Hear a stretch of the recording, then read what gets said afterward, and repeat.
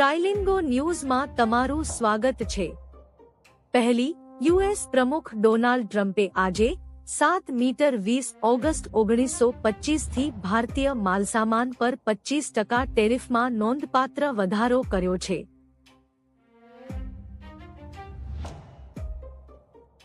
આ પગલાથી બંને દેશો વચ્ચેનો વેપાર સંઘર્ષ વધુ ઉગ્ર બન્યો છે। બીજી, રાહુલ ગાંધીના નિવાસસ્થાને આજે ઇન્ડિયા બ્લોકની એક મહત્વપૂર્ણ બેઠક યોજાવા જઈ રહી છે। આ બેઠકમાં પહેલગામ હુમલા અને બિહારની મતદાર યાદી સુધારણા જેવા મુદ્દાઓ પર સરકાર સામેની રણનીતિ પર ચર્ચા થશે। ત્રીજી, ગુજરાતમાં આજે 7 મીટર 20 ઓગસ્ટ 1925ના રોજ ભારે વરસાદની સંભાવના છે, જેના કારણે નીચાણવાળા વિસ્તારોમાં પૂર જેવી પરિસ્થિતિ ઊભી થઈ શકે છે। ટ્રાઇલિંગો ન્યૂઝ સાથે જોડાયેલા રહો।